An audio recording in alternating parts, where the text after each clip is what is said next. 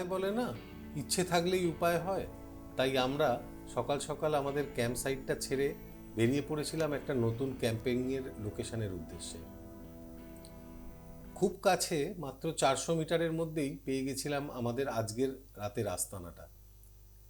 আর রাতের আস্তানাটা ঠিক হওয়ার পর আমরা ওখান থেকে নবীনজির সাথে বেরিয়ে পড়েছিলাম একটু পাহাড় ঘুরে দেখতে। হ্যাঁ, ঠিকই শুনেছেন, জঙ্গলের মধ্যে দিয়ে, চা বাগানের মধ্যে দিয়ে আমাদের এই হাঁটাটা এদিনের প্রায় ছিল 5 কিলোমিটারের মতন, আসা যাওয়া মিলিয়ে প্রায় 10 কিলোমিটার। আমরা পৌঁছে গেছিলাম গ্রামেরই একটা বিখ্যাত জায়গা, ক্যাপ ডুঙ্গা বলে, একটা পাথরের কাছে। এই ক্যাপ ডুঙ্গাটা লোকালদের কাছে খুব পরিচিত, এবং এই ক্যাপ মানেটা তো বুঝতেই পাচ্ছেন, একটা টুপির কথা উল্লেখ করা হচ্ছে, আর ডুঙ্গা মানে নেপালি ভাষায় পাথর। তো এইটা দেখে কিন্তু আমরা ফিরে এসেছিলাম আমাদের আজকের এই অসাধারণ সুন্দর ক্যাম্পিং লোকেশনটাতে, যেটা কিনা ছিল একেবারে নদীর ধারে। তো দেখতে থাকুন বন্ধুরা, এই ভিডিওটাতে কিন্তু আমরা দেখাবো একটা নতুন জায়গা, নামসুরি কাছে একটা ছোট্ট গ্রামে আমাদের আজকের ক্যাম্পিংয়ের ঠিকানা। সুন্দর টলটলে কাঁচের মতন পুরো নিচটা দেখা যাচ্ছে, আর একটা ফ্লো রয়েছে, খুব সুন্দর, দারুণ জলটা। হাঁটতে হাঁটতে উঠছি ওপরে, বেশ খাড়াই রাস্তাটা, বেশ উঁচু, বেশ উঁচু, খাড়াই, আর জঙ্গলের মধ্যে দিয়েই। এদিকটা আগে আসিনি, বেশ সুন্দর জায়গাটা কিন্তু, এবং সবাই ডিমান্ড করছে আজকে এখানেই থেকে যাওয়া হোক। এই রাস্তাটা খাড়া, যেখানে উঠে এলাম এটা একটা চা বাগান। দারুণ দারুণ। দেখো ঝাঁটা ঝাঁটা। এখানে তো ওই গাছটা হয়, আপনারা যেটা ঘরে ইউজ করেন ফুল ঝাড়ু বা ঝাড়ু, সেই গাছগুলো কিন্তু এখানে হয়। দেখুন ঝাড়ু বানিয়েছে, এরা সাপ্লাই হবে শিলিগুড়ি।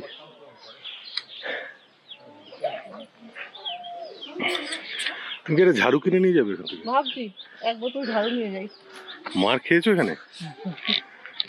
বেয়ে বেয়ে আমরা উপরে উঠেছি, রাস্তাগুলো কি সুন্দর লাগছে এখান থেকে। আরো একটা রাস্তা উপরে উঠে গেছে, এটাও চা বাগান। দাদা শিখে গেছি।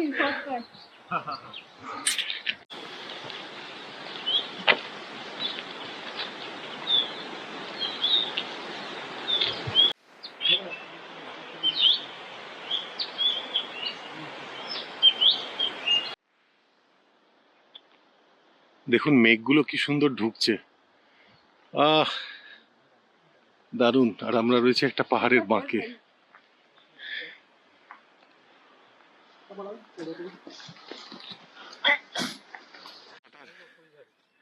হ্যাঁ, ফুল ঝাড়ু। রাস্তার ইনক্লাইনটা দেখুন, একদম উঠে গেছে 45 ডিগ্রি, এদিকে 45 ডিগ্রি আপ, এটা ডাউন। এই রাস্তায় গাড়ি একবার চালিয়ে নিলে কিন্তু আপনার হাত সেট, ইন্ডিয়ার যে কোনো পাহাড়ের রাস্তায় আপনি গাড়ি চালাতে পারবেন।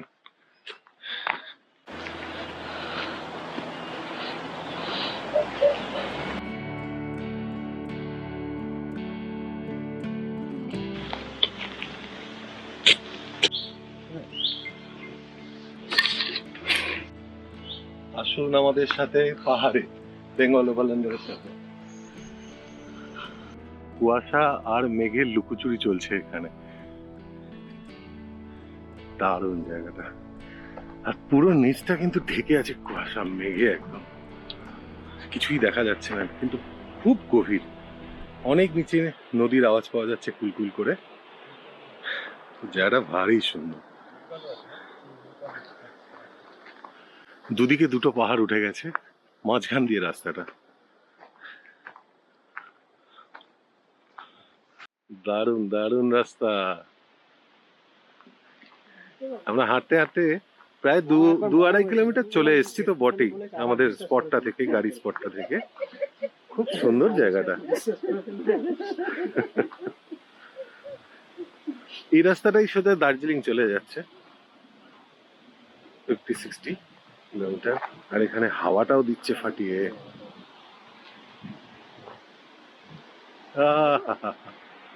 আমরা চলে এলাম, যেটা কথা বলছিলাম আপনাদের, ক্যাপডোঙ্গা।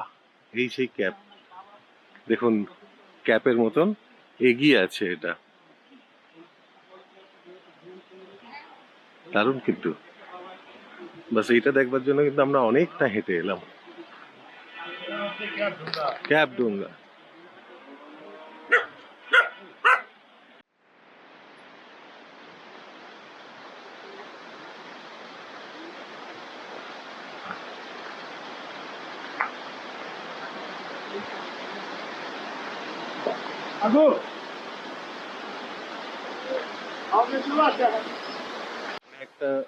একটা ব্রিজ আছে, দেখা যাচ্ছে না কুয়াশায় সম্ভবত।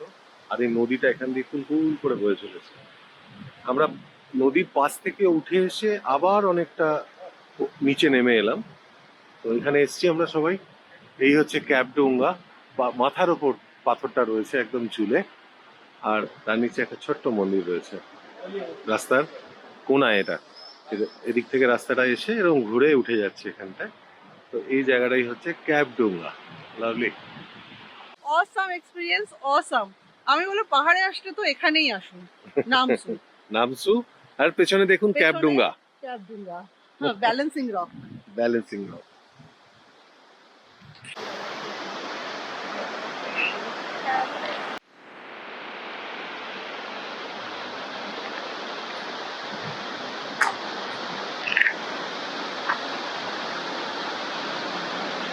ভিউটা দেখুন, ম্যাগনিফিসেন্ট লাগছে।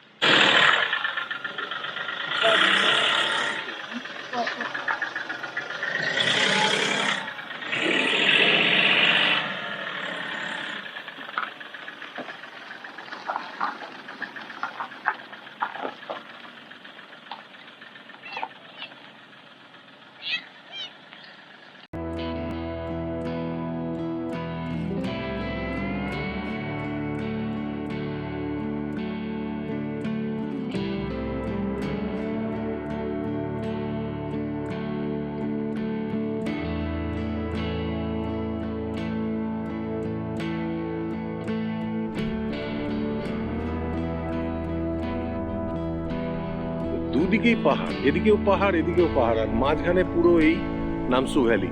সামনে যে ব্রিজ দেখা যাচ্ছে দ্যাট ইজ গ্যামন ব্রিজ। আর আজকে আমরা জাস্ট নামসুতে, কাল যেখানে ছিলাম ওখান থেকে একটু এগিয়ে, মানে 1 কিলোমিটারও নয়, একটু এগিয়ে একটা সুন্দর গ্রাউন্ড পেলাম। এই গ্রাউন্ডটাতে আজকে থাকছি এখানে। এটা কিন্তু আমাদের আজকে নতুন ক্যাম্প স্পট, অ্যান্ড হোপফুলি মজা পাবো।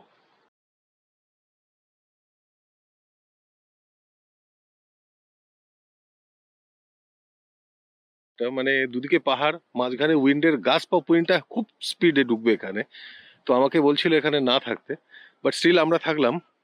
কিন্তু এইরকম সাইডেও একটা কভার দিয়ে দিলাম, সো দ্যাট রান্নার সময় হাওয়া না লাগে, আর পিয়ালির কানে মাথায় যাতে ঠান্ডা কম লাগে।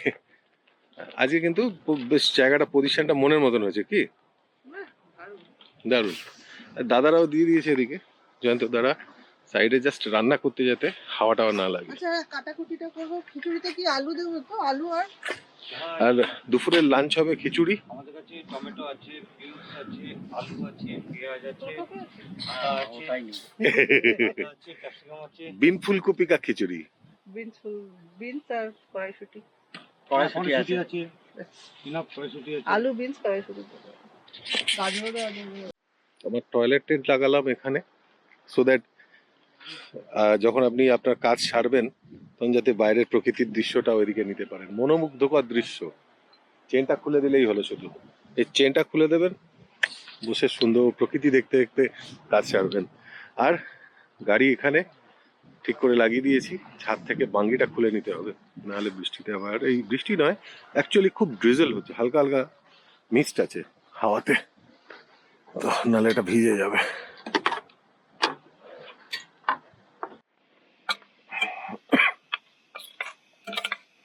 তো আজকে দুপুরে লাঞ্চে বানাচ্ছি খিচুড়ি, আর একসাথেই বানিয়ে ফেললাম কেননা একটু দেরি হয়ে গেছে।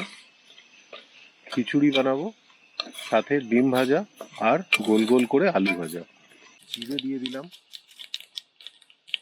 এরপর হচ্ছে এই কাটা আনাজটা রয়েছে, আনাজটাকে সবার আগে একটু ফ্রাই করে নেব।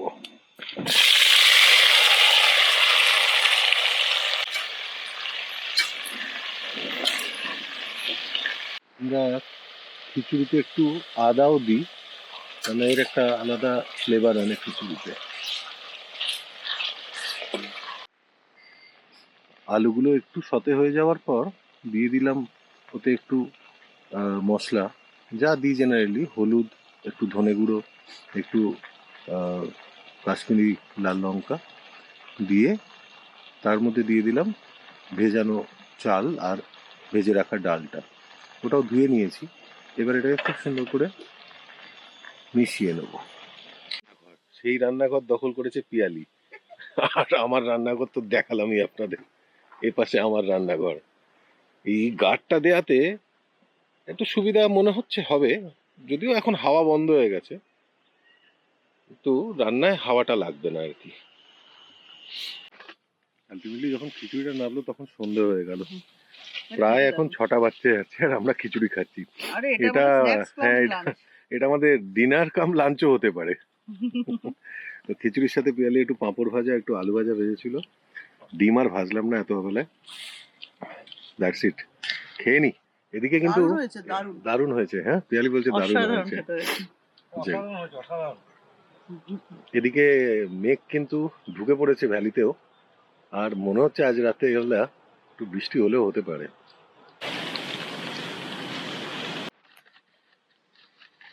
ধোয়া হলে আগুনটা তাড়াতাড়ি জ্বলবে, ধোয়াগুলো টাক্কু আগুন টেনে নেয়।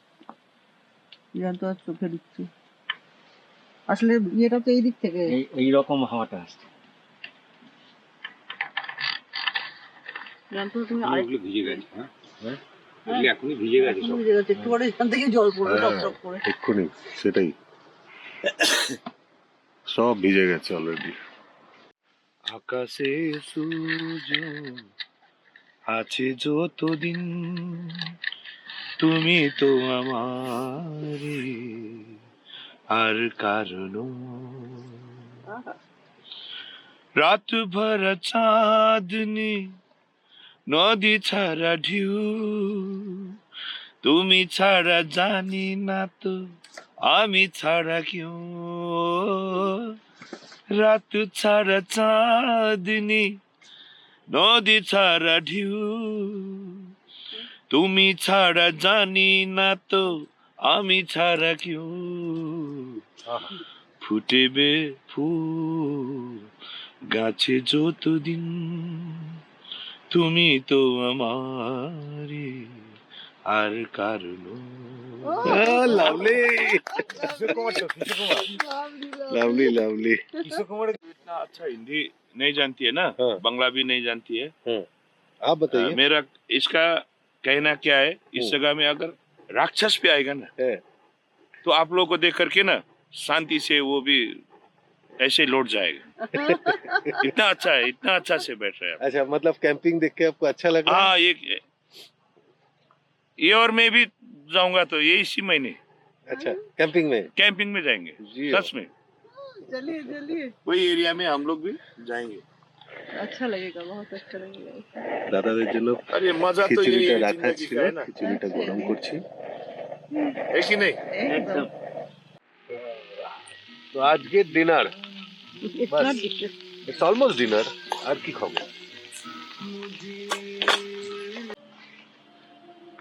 তো বন্ধুরা দেখলেন আমরা নামসুতে ক্যাম্প করলাম 2 দিন ধরে। এই 2 দিনে কিন্তু আমাদের এক্সপিরিয়েন্স দারুণ। মানে প্রথম দিন জায়গাটাতে এসে এত সুন্দর লেগেছে যে আগেও আমরা এসছি, বাট হ্যাঁ, এবারে অন্যভাবে এক্সপ্লোর এবারে করলাম। অন্যভাবে সাথে দুজন থাকাতে, মানে আরো দুজন বন্ধু। সমচিন্তাধারার মানুষ থাকাতে ক্যাম্পিংটা কিন্তু অন্যরকম হয়ে এবং যায়। শিল্পী মানুষ তারা। শিল্পী মানুষ অবশ্যই। তো ছবি দেখিয়েছি, দাদাদের হাতের আঁকা দেখিয়েছি। তো এই দুজনকে না পেলে হয়তো এই ক্যাম্পিংটা এত সুন্দর হতো না।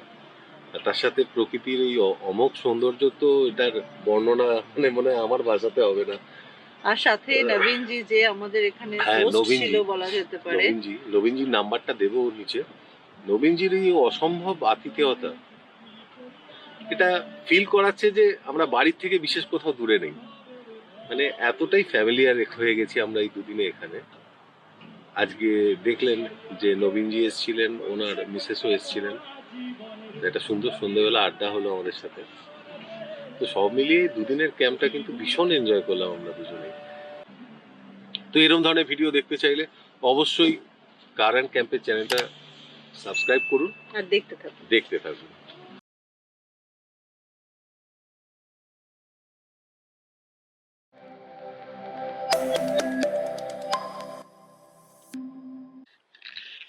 এই প্যাকেটটা দেখাই। এটা আমার এই 2 দিনের আবর্জনা বা বর্জ্য, যেগুলো আমাদের লাগে না।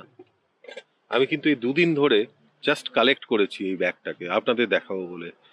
আমি জেনারেলি যে ক্যাম্প সাইটে যাই, আপনি দেখুন আমার ক্যাম্প সাইটটা, চতুর্দিক কিন্তু ভীষণভাবে পরিষ্কার।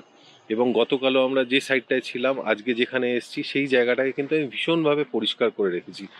তো এই যে আমার সাজেশনটা হচ্ছে, কি যেখানেই যাচ্ছেন আপনার জলের বোতল, আপনার প্যাকেট, আপনার যাবতীয় জিনিসপত্র যেগুলো আপনার মনে হচ্ছে যে এগুলো আর লাগবে না, ফেলে দিতে হবে, এইরকম একটা প্যাকেটে অবশ্যই জমা করুন। এবং যে কোনো জায়গায় লোকাল ডাস্টবিন পাবেন সেখানে ডিপোজিট করুন। না হলে সাথে ক্যারি করে আপনার সিটিতে নিয়ে যান, যেখানে আপনি রোজকার জঞ্জাল আবর্জনা ডিসপোজ করেন, সেখানে এটা ফেলুন। প্লিজ এই সুন্দর জায়গাটাকে কলুষিত করবেন না। এই প্যাকেটগুলো এখানে ফেলে দিয়ে যাবেন না, এগুলো সাথে করে নিয়ে যান, যেখানে ডাস্টবিন দেখতে পাচ্ছেন সেখানে ফেলুন, পরিবেশটাকে সুন্দর রাখুন। এটাই আমার আজকের আপনাদের জন্য টিপস বলতে পারেন বা আবদার বলতে পারেন।